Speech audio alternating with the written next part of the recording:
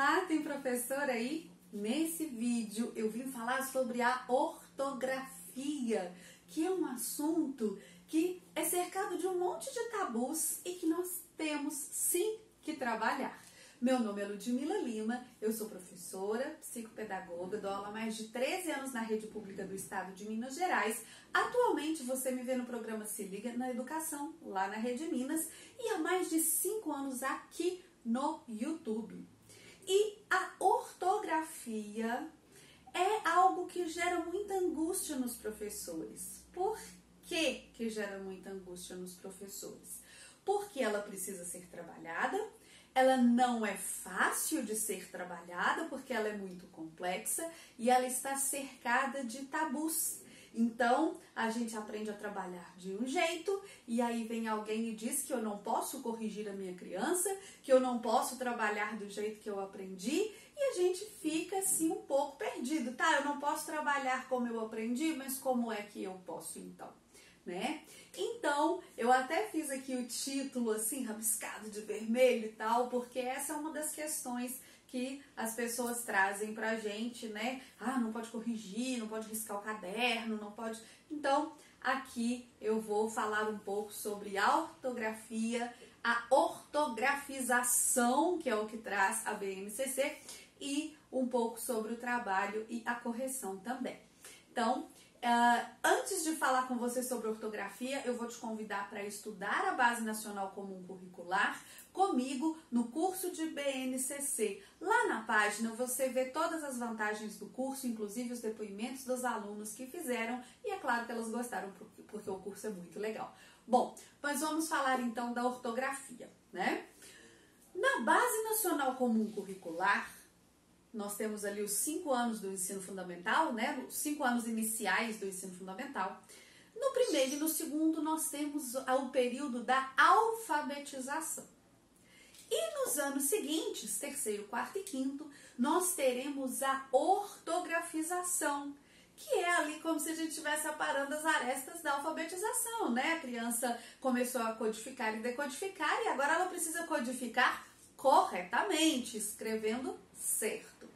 Então, nós temos algumas habilidades que vão estar, né, na língua portuguesa, vão estar direcionadas à ortografia. E lá vai aparecer, né, a habilidade vai aparecer dentro de análise linguística e semiótica, ortografização. Bom, lá de começo vai aparecer o dicionário. A possibilidade da criança olhar o dicionário, consultar o dicionário para ver a escrita correta das palavras. Então, a primeira habilidade que vai aparecer aqui em relação à ortografização é que a criança seja capaz de consultar o dicionário. Aí, então, ela não precisa aprender mais nada porque ela tem um dicionário para consultar. É claro que não é isso. É só a primeira habilidade, uma habilidade que nós adultos ainda usamos, recorrer ao dicionário quando a gente tem dúvidas. No caso, a gente recorre ao Google hoje, né? Mas a gente tem ali no Google a função dicionário também. Depois, nós vamos falar das correspondências regulares. Que correspondências, Ludmila? Correspondência entre fonema e grafema, daquelas que são regulares. Então, por exemplo, RR. O som que vai ser representado por R é sempre o mesmo som, o som representado por RR, então sempre, né, naquele pedaço da palavra ali, aquele som vai ser representado por aquela letra. O O no final da palavra, parece o som do U, mas vai ser o O, né? Tato, por exemplo, menino, parece U, mas é O. Então, essas correspondências que podem gerar alguma dúvida, a gente vai trabalhar com a criança, né? Aqui o S e o SS. Se você quiser, eu vou deixar alguns cards aqui para você ver essas dificuldades trabalhadas com a criança. Depois a gente vai ter as correspondências irregulares, como, por exemplo, o H inicial. Então, o H inicial, a criança pela fala, pelo som da palavra, não sabe se tem H ou se não tem. É algo que vai ter que ser memorizado, por exemplo. A gente também vai ter as questões da acentuação. Aqui no canal tem uma playlist ensinando as regras de acentuação. Vou deixar a card aqui também, tá bom? Caso você queira assistir, caso você queira compartilhar com suas crianças.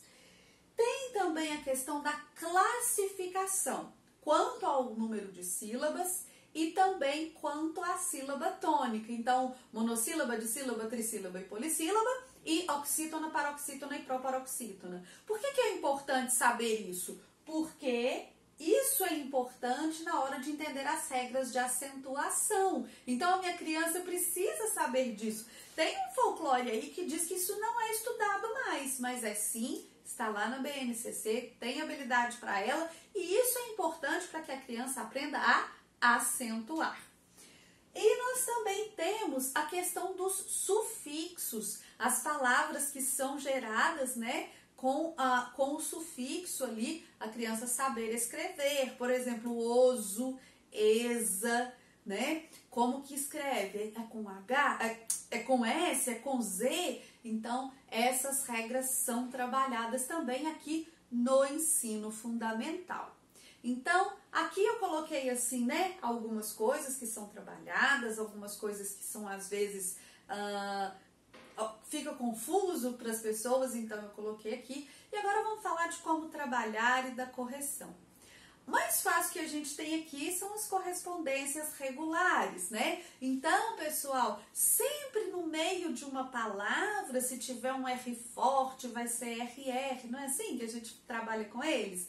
Se for no início, o R já é forte. Se for no meio e o R estiver entre vogais, ele vai ter um som que treme a língua, não é um som que arranha a garganta.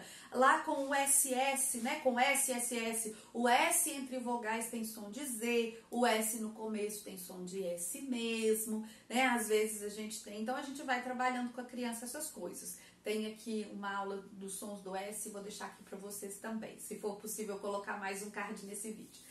Então, essas aqui são geralmente mais fáceis. Quando a gente fala dos sufixos, por exemplo, nós podemos trabalhar com a criança e devemos trabalhar o contexto, né? Então, a criança não precisa decorar todas as palavras para escrever corretamente. Quando eu era criança, nós fazíamos cópias dos grupos de palavras para que a gente aprendesse a escrever aquelas palavras daquele grupo e tal, para memorizar. Algumas coisas nós vamos ter que memorizar, sim. Mas, por exemplo, o ESA e ESA, ESA com S, ESA com Z. Existe um contexto para isso. Os títulos de nobreza, princesa, duquesa, são com ESA, com S. Agora, se, por exemplo, eu estiver transformando um adjetivo em substantivo, esse ESA vai ser com Z. Então, ela é bela. O que ela tem? Beleza. É ESA com Z. Então, isso ajuda a criança, né? Então, oso vai ser sempre com S, o oso de adjetivar, de saboroso, né? De horroroso, vai ser com S. Esse contexto ajuda a criança a escrever certo, sem ter que decorar todas as palavras, todos os títulos de nobreza, todos os substantivos que vieram de um adjetivo, por exemplo, tá certo? E quando a gente tem questões que vão precisar ser memorizadas, aí a gente pode recorrer ao lúdico, a gente pode recorrer a estratégias de memorização. Então, eu vou trabalhar com a minha criança, por exemplo, o H inicial, que tem que ser memorizado. Eu posso trabalhar com jogos, eu posso trabalhar de diversas maneiras, inclusive com jogos muito simples, que a gente faz com materiais baratinhos, e eu vou deixar para você nas telas finais alguns jogos para te ajudar com isso, ok? Bom, e a correção? Um outro mito que fica rondando o professor é o mito da correção. Antigamente o caderno parecia uma hemorragia, porque o professor ia lá com caneta vermelha e marcava tudo, aí de repente falaram que a caneta vermelha não era legal, aí o professor começou a ir lá com a caneta cor-de-rosa, com a caneta verde, com a caneta azul e marcar tudo do mesmo jeito. Mas existem outras maneiras da gente corrigir as crianças. Por exemplo, se é um erro comum, gente, Eu ensinei o C cedilha na minha sala, o C cedilhado na minha sala. Agora as crianças estão escrevendo tudo com C cedilhado. É comum. E aí o que a gente faz? A gente faz uma intervenção coletiva. Pessoal, eu vi que vocês aprenderam tão legal, tão bem o C cedilhado que agora ele está aparecendo em tudo, mas nós temos que fazer aqui algumas diferenças. Por exemplo, o C cedilhado, ele nunca vai começar uma palavra. Existem palavras que são com C cedilhado, outras que são com SS. Então, a gente vai ter que prestar atenção. E aí, você faz uma intervenção coletiva, com explicação para a turma toda, com exercício para a turma toda. A gente também pode fazer, né? A criança permaneceu errando depois da minha intervenção coletiva. Olha, vamos lembrar essa regra? Agora você vai procurar no seu texto aqui palavras que você pode ter errado isso. Vamos ver? Agora vamos ver quais realmente estão erradas e quais que você acertou. Vamos corrigir? Precisa corrigir. Pessoal, hoje eu quero... Lembre da primeira habilidade aqui, ó, recorrer ao dicionário? Hoje eu quero que vocês peguem o texto, a produção de texto que vocês fizeram, por exemplo, e todas as palavras que podem ser ou com S ou com C cedilha, que vocês consultem para mim, por favor, e corrijam aí no texto de vocês. Então, existem formas de corrigir que não são a da caneta. E, em todo caso, quando eu vou corrigir, porque nem tudo a gente pode recorrer a essas estratégias, nem sempre dá tempo, nem sempre é viável. Então, se eu estou corrigindo, por exemplo, uma produção de texto dos meus alunos, ou um exercício, e eles têm ali erros ortográficos, eu sugiro para você que você marque a lápis para que a criança possa apagar o que ela escreveu e escrever novamente da maneira correta. Assim, o caderno não vai ficar todo manchado e ela vai fazer a correção. Quando ela faz a correção, eu não gosto de colocar códigos, eu só sinalizo que está errado, porque aí a criança vai ter que refletir sobre por que está errado e recorrer ao dicionário se for o caso. Então, a ortografização, a ortografia ainda vai ser trabalhada? Sim, ainda vai ser trabalhada. Ela deve ser corrigida? Sim, ela ainda deve ser corrigida. Afinal de contas, a criança precisa saber que está errada para poder aprender. Aqui eu trouxe algumas sugestões, vou deixar nas telas finais sugestões de vídeo para que você possa ver um pouco mais sobre isso. Eu espero que o vídeo tenha te ajudado. Se você gostou, curte, comenta, compartilha, se inscreve no canal. Um grande beijo e até a próxima!